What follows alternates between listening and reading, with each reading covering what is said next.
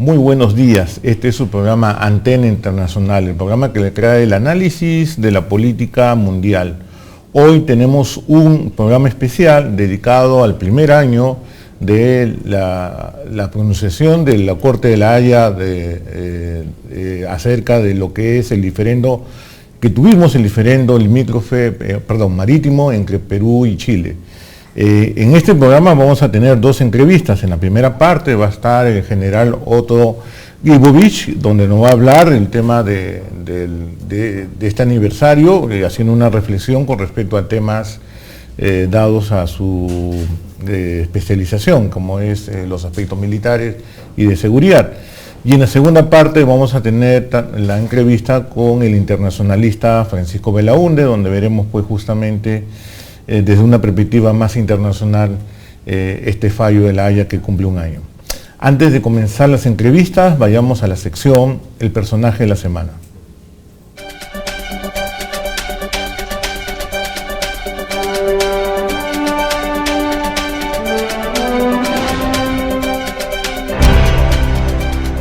Y el personaje de la semana no puede ser otro más que el señor Evo Morales. Él ha podido reelegirse por tercera vez en Bolivia y en una ceremonia muy particular, realizados al lado de lo que es el centro de la cultura donde se desarrolló la cultura tiahuanaco, realizó una ceremonia bastante particular y ayer fue la ceremonia oficial.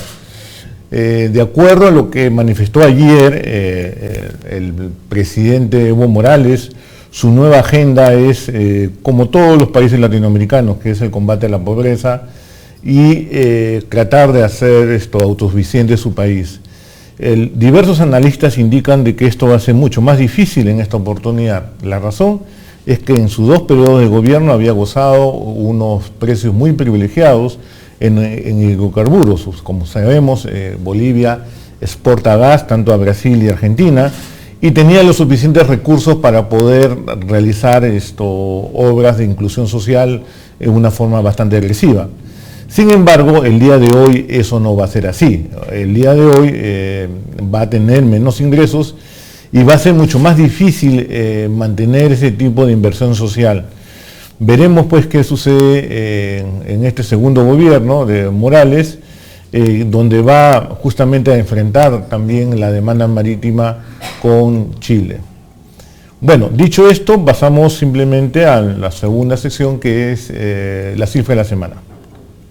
Y la cifra de la semana simplemente es 4%. ¿Qué cosa es el 4%?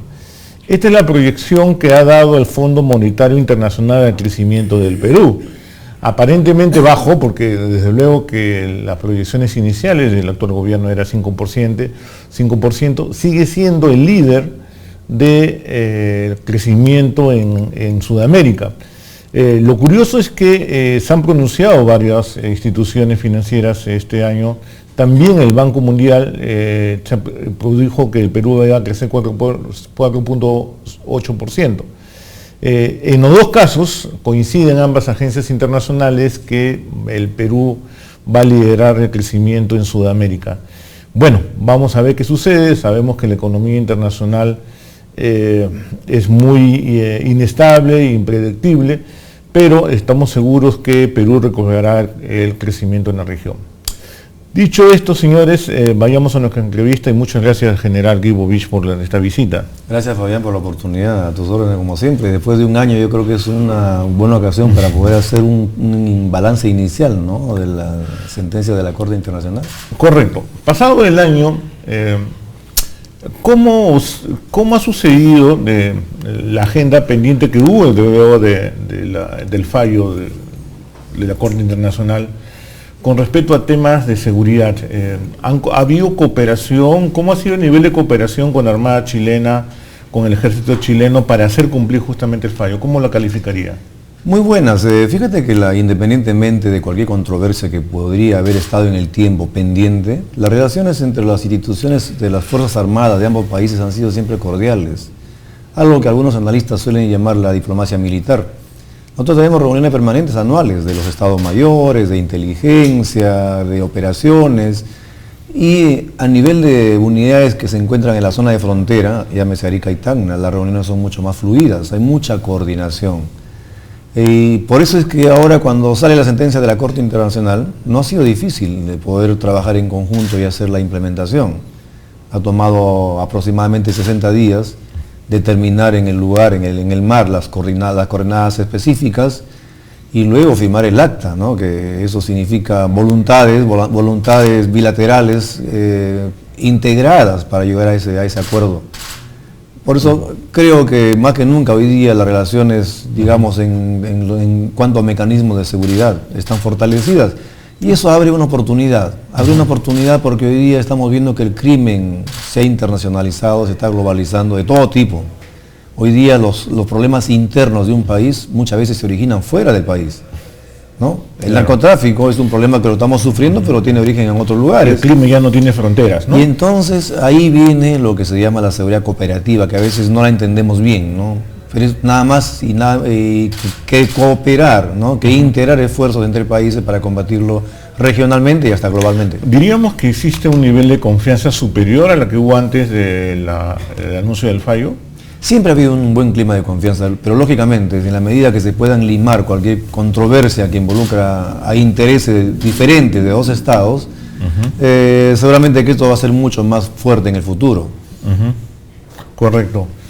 A pesar de este buen clima y de haberse cumplido ya el fallo, ¿falta algo más? ¿Falta algo más para terminar todo este largo proceso de haber acatado el fallo? Ambos países vienen trabajando internamente ya en aquellas normas que les sean indispensables corregir, adecuar o actualizar en relación directa con lo que manda la sentencia. Por ejemplo, aquí hemos tenido que modificar la línea de bases, ¿no? La ley de línea de bases. Se está trabajando en eso. Hemos terminado con... Y eso es natural porque hay una nueva frontera. Lógicamente, en la frontera marítima.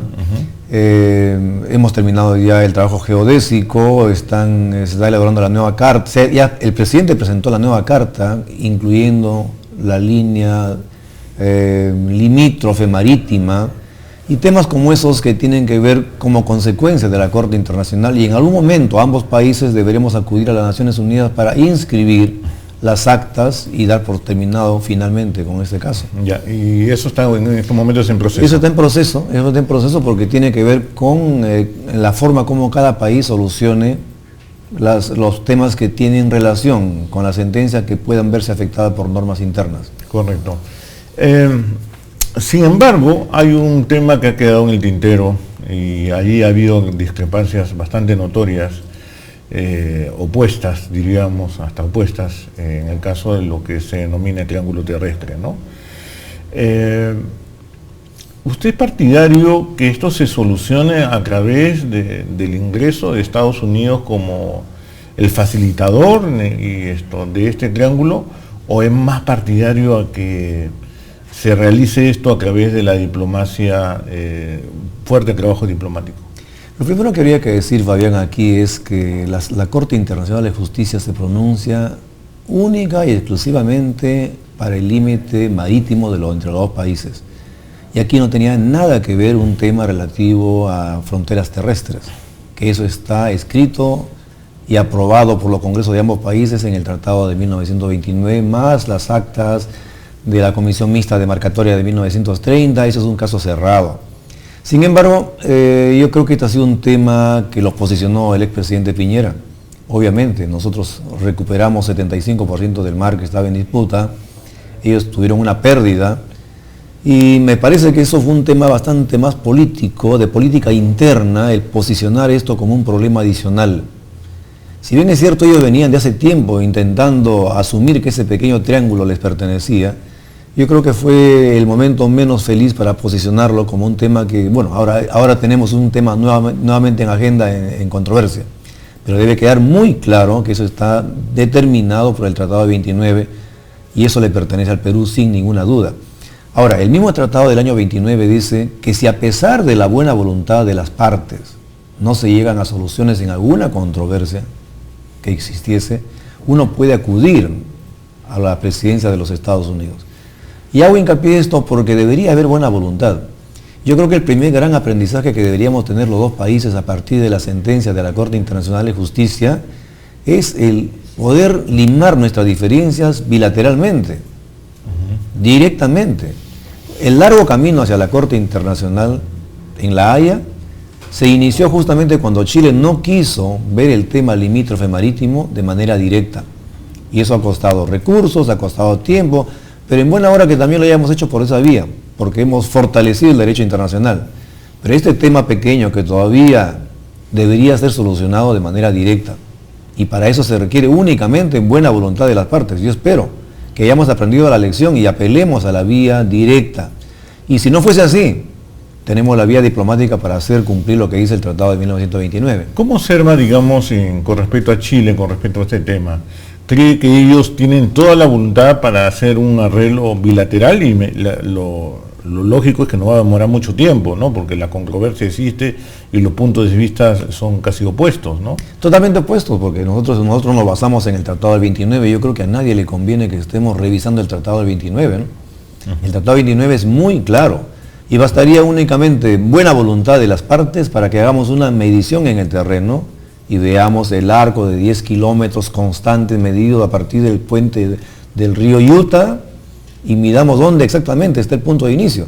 Porque aducir que la frontera terrestre empieza en el hito 1 significaría que entre el hito 1 y el mar no está delimitado, ¿no? O sea que por ahí teníamos algo que reclamar nosotros también. Y eso no es así. Hay un arco que empieza pues donde el mar termina, donde el mar empieza y se une con tierra. Ahí es donde tiene que empezar y ahí es donde está ubicado el punto Concordia. Y eso es muy fácil. Con la tecnología vigente, eso lo determinas en una hora, pero tiene que haber voluntad de la parte porque tiene que ser hecho de manera bilateral. Las recientes visitas, por ejemplo, de la presidenta del Congreso, la señora Solórzano, el hecho de que sea condecorada en el mismo Congreso chileno, el acercamiento, que la entrevista que tuvo ayer con la presidenta Bachelet, no son gestos que nos indican de que las relaciones bilaterales han mejorado y el intento de continuar trabajando una solución diplomática es la correcta? Yo creo que sí, Fabián. De todas maneras, estos son gestos, como tú dices, diplomáticos, muy cordiales, han sido muy cordiales. Pero también, acuérdate que mientras estábamos en los procesos previos y durante el proceso en la Corte Internacional, también este tipo de intercambios se producían. Pero cuando dos estados tienen intereses que los consideran opuestos al de otro país, eso es muy diferente a cualquier gesto diplomático, ¿no? O sea, como alguien decía, entre los países no hay amistad, hay intereses. Entonces hay que tener muy claro hasta dónde llegan los intereses de ellos, hasta dónde llegan nuestros intereses. Y eso hay que defenderlo con claridad, ¿no? Bueno, general Guiboich, yo quiero agradecerle por el programa, lo quiero invitar para una siguiente oportunidad para seguir hablando sobre estos temas tan importantes para nuestro país. Encantado, Fabián, muchas gracias por la oportunidad y siempre grato poder conversar contigo. Bueno, hacemos una pausa y viene con entrevista con el internacionalista Francisco Belaúnde.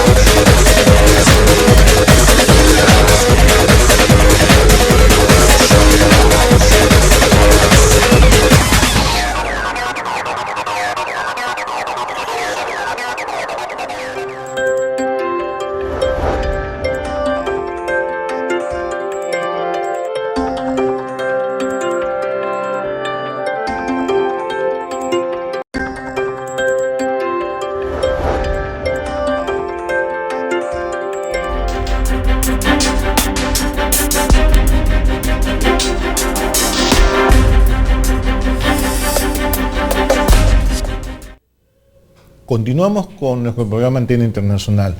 En esta parte vamos a tener como invitado al internacionalista Francisco Belaunde. Muchas gracias por su visita, señor Belaunde.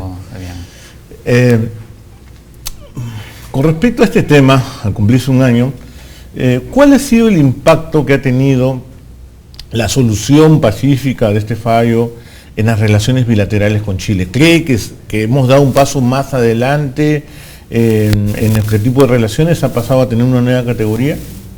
Bueno, definitivamente en la medida en que se resuelve un problema por una vía pacífica, por una vía judicial, eso levanta una hipoteca para el futuro. Obviamente eso sin perjuicio de que eventualmente en el corto plazo haya podido generar cierta desazón, ¿no?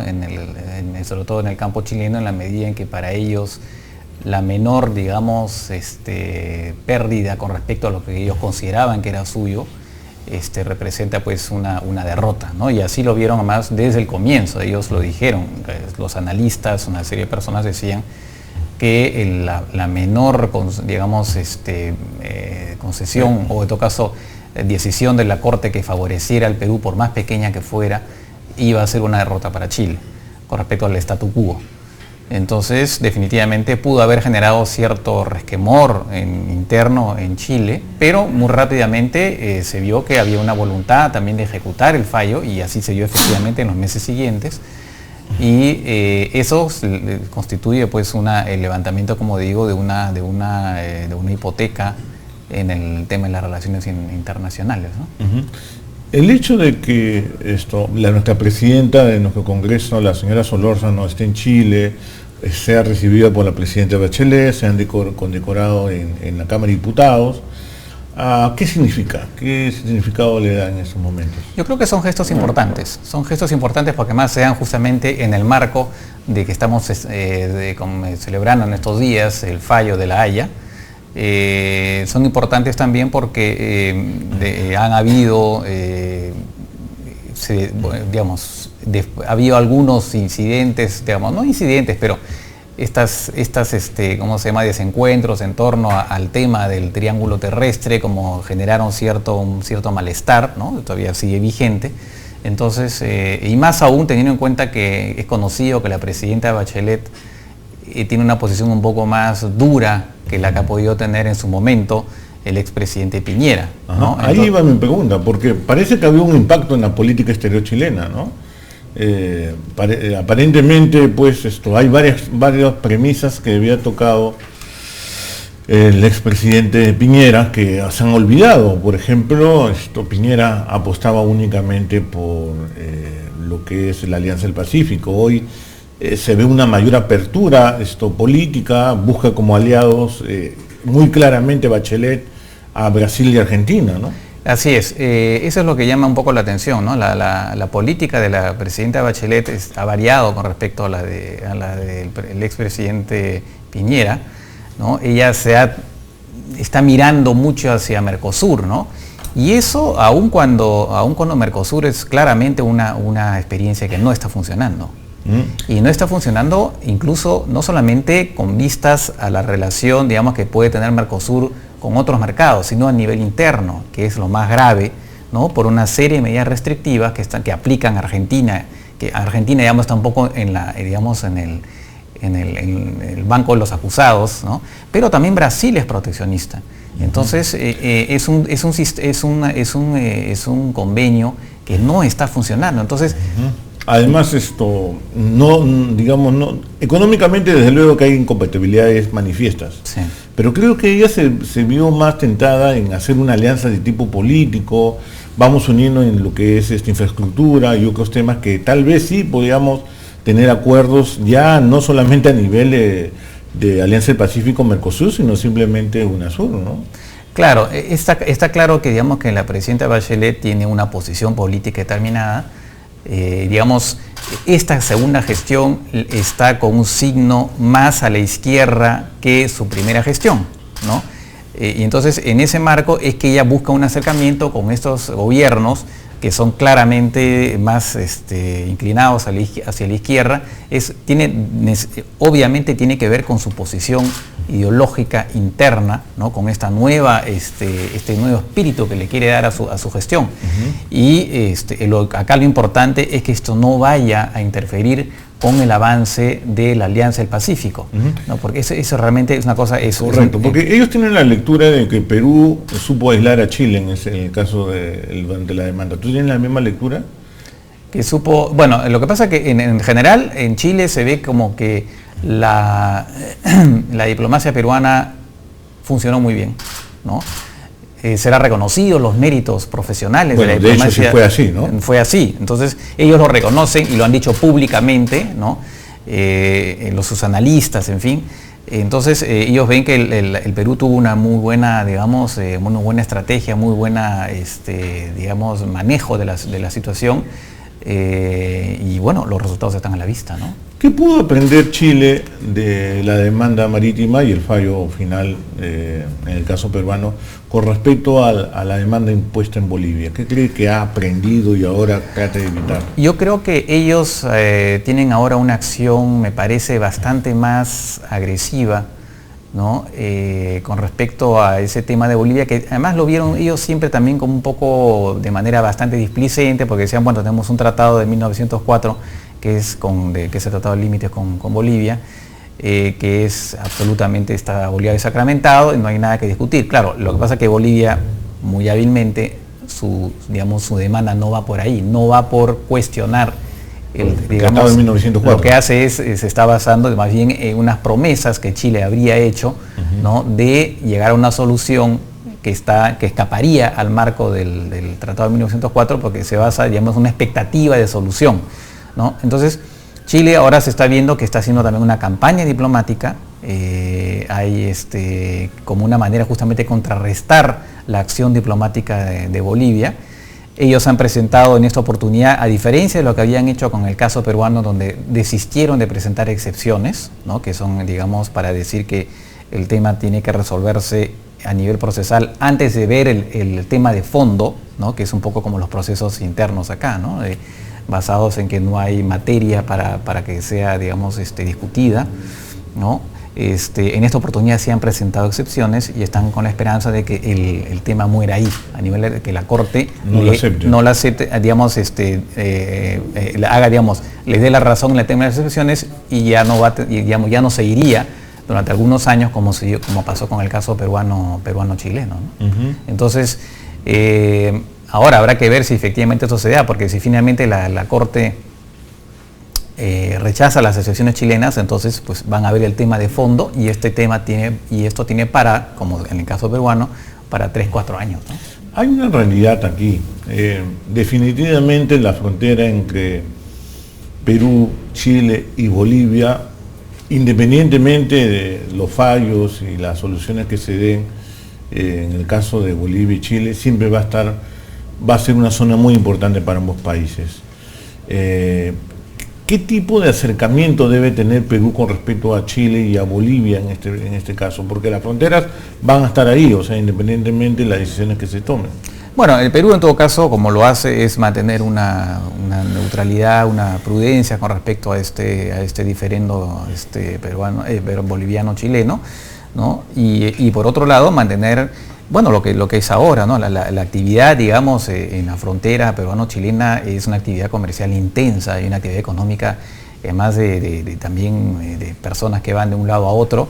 Para Tacna, la actividad fronteriza digamos, la presencia de chilenos que van a Tacna es sumamente importante, y entonces simplemente mantener esa dinámica e incluso dar desarrollo de mayor infraestructura. Claro, también para los ariqueños los servicios peruanos tan importantes eso, ¿no? Exactamente. O sea, por lo tanto es simplemente mantener ese dinamismo y más aún reforzarlo, ¿no? Con respecto a lo que ya existe, ¿no? Correcto. Pasado un año, ¿qué pudo haber aprendido la comunidad internacional de todo este proceso del fallo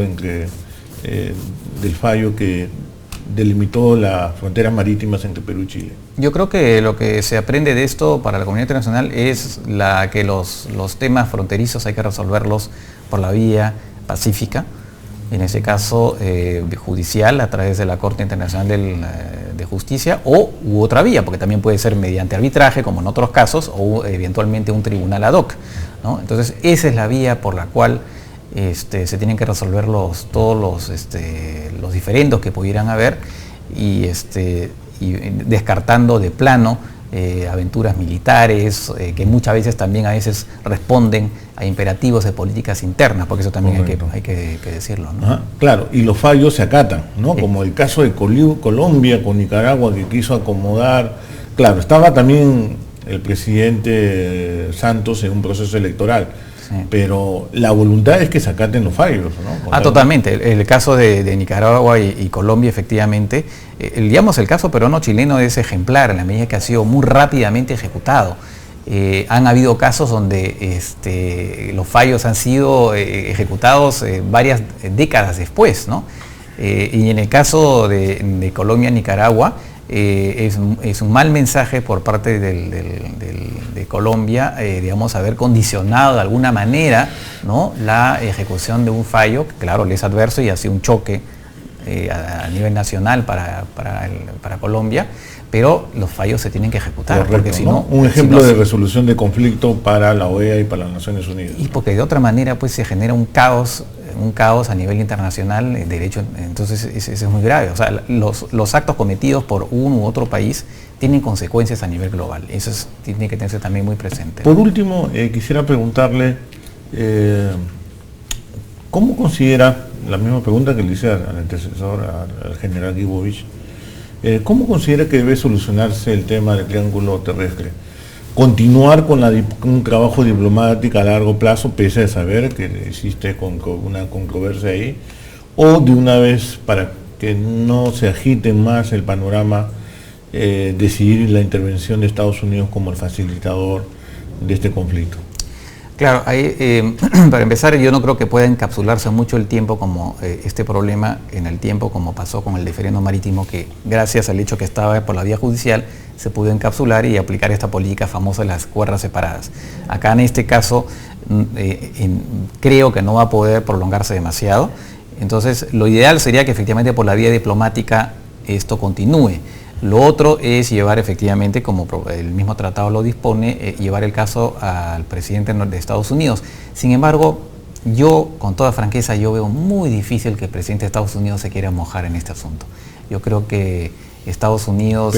Pero tiene una obligación, ¿no? Tiene una obligación, pero usted sabe que muchas veces, digamos, se puede siempre dilatar, sí, vamos a ver, ¿no? Y al mismo tiempo hablar con los países para, digamos, animarlos a llegar a una solución. O sea, para Estados Unidos este es un problema, podría convertirse en un problema, digamos, complicado en la medida en que ellos tienen, Perú y Chile son ambos aliados de Estados Unidos. Entonces, no quiere ganarse la enemistad.